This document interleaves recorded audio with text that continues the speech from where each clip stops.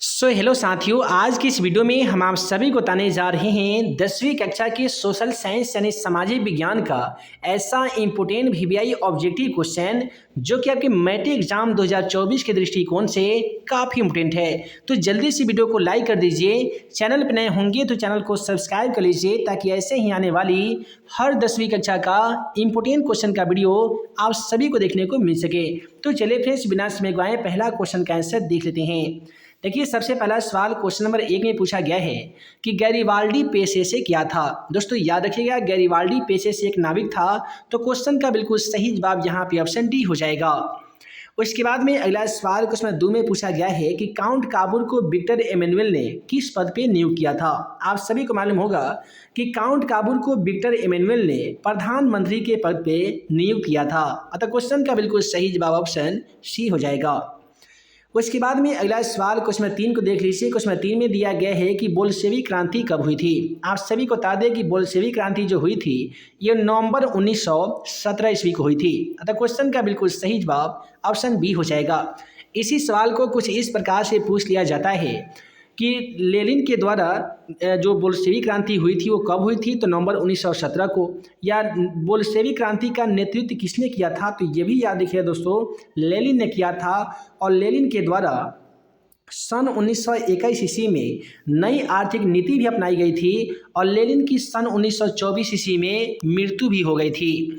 उसके बाद में अगला सवाल क्वेश्चन 4 में पूछा गया है कि कार्ल मार्क्स का जन्म कहाँ हुआ था। याद रखिएगा कि कार्ल मार्क्स का जन्म सन 1818 ईस्वी में जर्मनी में हुआ था। कहाँ पे हुआ था? जर्मनी में हुआ था।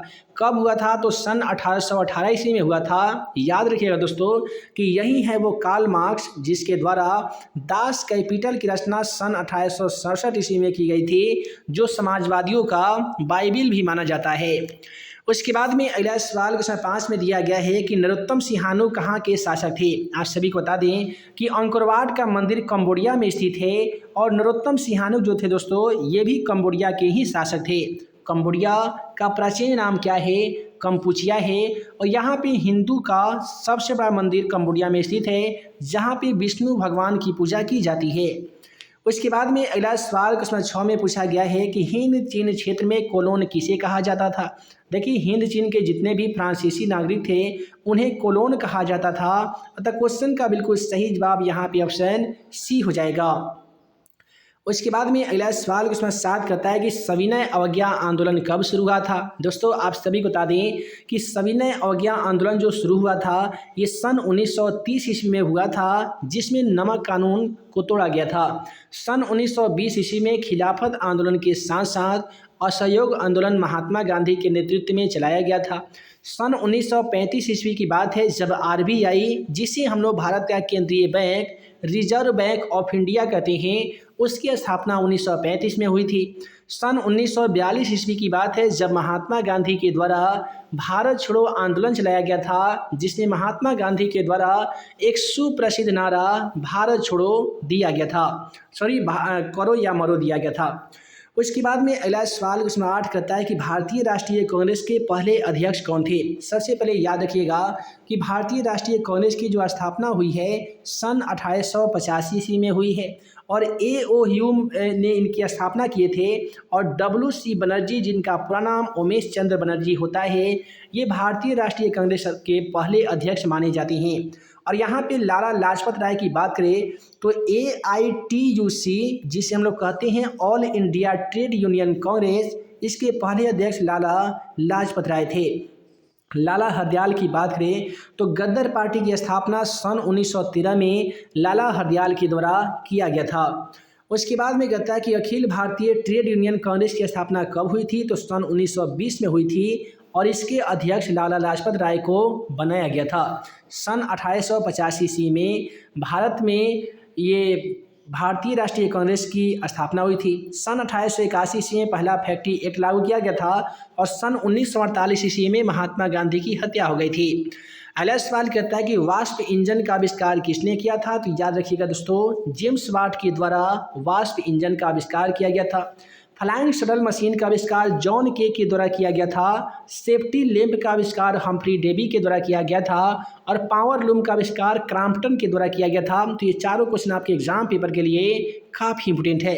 अब अगला सवाल क्वेश्चन 11 की ओर बढ़े। क्वेश्चन 11 कहता है कि तख्त श्री हरमंदिर जी साहब कहाँ हैं? तो याद रखिएगा, सिख संप्रदाय के 10वें गुरु गुरु गोविंद सिंह का जन्म स्थान पटना में है और पटना साहिब में ही तख्त श्री हरमंदिर जी साहब स्थित है। उसके बाद में अगला सवाल क्वेश्चन 12 कहता है कि शहर को आधुनिक व्यक्ति का किस प्रकार का क्षेत्र माना जाता है? तो ये माना जाता है दोस्तों सीमित क्षेत्र, प्रभाव क्षेत्र और विस्तृत क्षेत्र। तो क्वेश्चन का राइट आंसर में से सभी हो जाएगा। उसके बाद में कहता है कि विश्व व्यापार संगठन का मुख्यालय क्या है? आप सभी को बता दें कि विश्व व्यापार को हम लोग WTO के नाम से जानते हैं, यानी वर्ल्ड ट्रेड ऑर्गेनाइजेशन। इसकी स्थापना सन 1995 ईस्वी में की गई थी। दोस्तों आप सभी को बता दें, सन 1995 में जो विश्व व्यापार संगठन की स्थापना की गई थी, इसका मुख्यालय जिनेवा में बताया गया है। उसके बाद में कहता है कि गुटेनबर्ग ने सर्वप्रथम किस पुस्तक की छपाई की थी? तो आप सभी को बता दें कि गुटेनबर्ग एक ऐसे व्यक्ति का नाम है जिनके द्वारा छापाखाना का आविष्कार किया गया था। और गुटेनबर्ग के द्वारा जो सबसे पहला पुस्तक छापा गया था उसका नाम है बाइबिल। और समाजवादियों का बाइबिल किसे कहा जाता है? आप हमें कमेंट बॉक्स में जाकर जरूर बताइएगा। उसके बाद में कहता है कि झारखंड राज्य का गठन कब हुआ था? तो ये भी याद रखिए, 15 नवंबर 2000 की बात है जब झारखंड राज्य का गठन हुआ था। और सन 1912 में बिहार बंगाल का बंटवारा हुआ था और 15 नवंबर 2000 को ये झारखंड और बिहार का बंटवारा हुआ था। उसके बाद में कहता है कि निम्नलिखित व्यक्तियों में कौन लोकतंत्र में रंग भेद के विरोधी नहीं थे? दोस्तों ये थे जेड गुड्डी। और सबसे पहले रंग भेद के जो खिलाफ आवाज़ उठाने वाले व्यक्ति माने जाते हैं ये मार्टिन लूथर किंग जूनियर माने जाते हैं। और इन्हीं का कहना था कि मुद्रण ईश्वर की दी हुई महानतम देन है, सबसे बड़ा तोहफा है। उसके बाद में कहता है कि भारत में राष्ट्रीय स्तर पर पंचायती राज की स्थापना कब हुई थी? तो इस सन 1969 ईस्वी में हुई थी। उसके बाद में कहता है कि भारत की राष्ट्रीय पक्षी क्या है? तो आप सभी को बता दें कि भारत का राष्ट्रीय पक्षी दोस्तों मयूर है, अर्थात मोर है। उसके बाद में कहता है कि सूचना के अधिकार आंदोलन की शुरुआत कहाँ से हुई थी? तो आशा करते हैं कि आप सभी इसका आंसर जानते होंगे कि सूचना के अधिकार आंदोलन की शुरुआत राजस्थान से हुई थी। कब हुई थी? तो सन 2005 में हुई थी। और ये भी एक चीज़ और याद रखिएगा कि यही है वो राजस्थान राज्य जो क्षेत्रफल के दृष्टिकोण से भारत का सबसे बड़ा राज्य माना जाता है। यहीं पे सौर ऊर्जा के उत्पादन की सर्वाधिक असीम संभावनाएं भी होती है। और यही है वो राजस्थान जहाँ पे मरुस्थलीय मिट्टी पाई जाती है। उसके बाद में कहता है कि राजनीतिक दलों की नींव सर्वप्रथम किस देश में पड़ी थी? तो दोस्तों याद रखिएगा, राजनीतिक दलों की नींव सबसे पहले ब्रिटेन में पड़ी थी। और यही है वो ब्रिटेन जहाँ पे बहुदलीय व्यवस्था नहीं है। उसके बाद में कहता है कि लोकतंत्र की उपलब्धियों में सबसे अधिक सहायक क्या होता है? तो वह होता है दोस्तों विकास। उसके बाद में कहता है कि भारत में किस तरह के लोकतांत्रिक व्यवस्था की गई है? तो आप सभी को मालूम होगा कि भारत में अप्रत्यक्ष लोकतांत्रिक व्यवस्था है। और प्रत्यक्ष की बात करें तो मात्र एक ही देश में है और वह देश का नाम है स्विट्जरलैंड।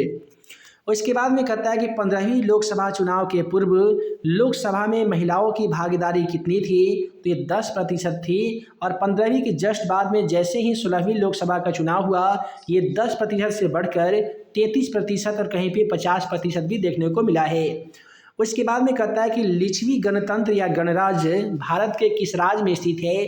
तो बड़े ही गर्व के साथ कहना पड़ रहा है कि हमारे ही राज्य बिहार में लिच्छवी गणतंत्र भारत राज्य स्थित है। तो क्वेश्चन का राइट आंसर यहाँ पे ऑप्शन ए हो जाएगा।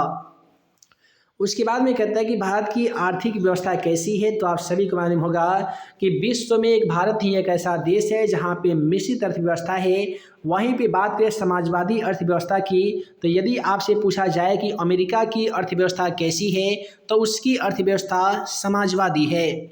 उसके बाद में कहता है कि निम्नलिखित में से कौन सा बीमारू राज्य है? तो याद रखिएगा, बिहार, मध्य प्रदेश और उड़ीसा ये 3 ऐसे राज्य हैं जिन्हें बीमारू राज्य माना गया है। अब अगला सवाल ये पूछा गया है कि कौन सा बीमारू राज्य नहीं है?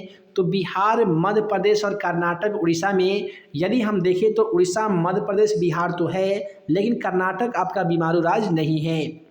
उसके बाद में कहता है कि बांग्लादेश की मुद्रा का क्या नाम है, तो याद रखिएगा बांग्लादेश की मुद्रा का नाम आपका टका है। अमेरिका के मुद्रा का नाम डॉलर है। दिनार कहाँ की है, कमेंट सेक्शन में ज़रूर बताइएगा। और नेपाल, पाकिस्तान और हिंदुस्तान की मुद्रा का नाम रुपया है। उसके बाद में कहता है कि भारत की वित्तीय राजधानी किस शहर को कहा जाता है, तो याद रखिएगा भारत की वित्तीय राजधानी मुंबई शहर को कहते हैं। और भारत में वित्तीय वर्ष कब होता है, तो 1 अप्रैल से 31 मार्च तक होता है। उसके बाद में कहता है कि भारत का केंद्रीय बैंक कौन सा होता है। आप सभी को बता दें कि भारत का जो केंद्रीय बैंक है उसे हम लोग स्टेट बैंक ऑफ इंडिया नहीं बल्कि रिजर्व बैंक ऑफ इंडिया कहते हैं, जिसकी स्थापना सन 1935 ईस्वी में मुंबई में की गई थी। उसके बाद में कहता है कि निम्नलिखित में से आर्थिक आधारभूत संरचना का मुख्य घटक क्या है, तो ये वित्त हो जाएगा। उसके बाद में कहता है दोस्तों कि ऊर्जा के मुख्य स्रोत क्या है। देखिए कोयला से भी ऊर्जा मिलता है, पेट्रोलियम से भी मिलता है और विद्युत से भी मिलता है। अतः क्वेश्चन का बिल्कुल सही जवाब इनमें से सभी हो जाएगा। यदि इसी क्वेश्चन में पूछा जाता कि पृथ्वी पर ऊर्जा का सबसे विशाल स्रोत क्या है, तो याद रखिएगा वह स्रोत सूर्य है। उसके बाद में कहता है कि विश्व व्यापार संगठन का मुख्यालय कहाँ है, तो दोस्तों आप सभी को बता दें कि विश्व व्यापार संगठन का मुख्यालय जिनेवा में है। उसके बाद में कहता है कि उपभोक्ता अधिकार दिवस कब मनाया जाता है, तो ये प्रत्येक 15 मार्च को मनाया जाता है। 22 मार्च को मनाया जाता है बिहार दिवस और जल दिवस भी मनाया जाता है। उसके बाद में कहता है कि सबसे घटिया किस्म का कोयला कौन सा होता है, तो वो पीट होता है। सबसे उत्तम किस्म का कोयला एंथ्रासाइट होता है, जिसमें अत्यधिक कार्बन की मात्रा पाई जाती है।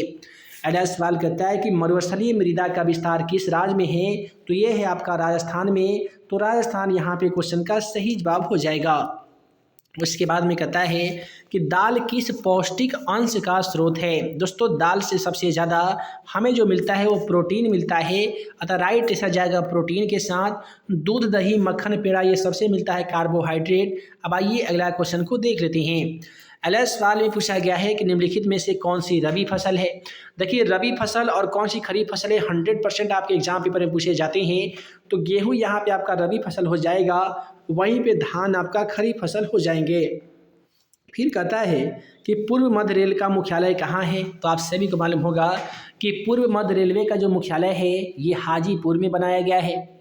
उसके बाद में अगला सवाल करता है कि आपदा प्रबंधन का प्रमुख घटक क्या होते हैं। दोस्तों आप सभी को बता दें कि आपदा प्रबंधन के मुख्य घटक स्थानीय प्रशासन भी होते हैं, स्वयंसेवी संगठन भी होते हैं, गांव तथा मोहल्ले के लोग भी होते हैं।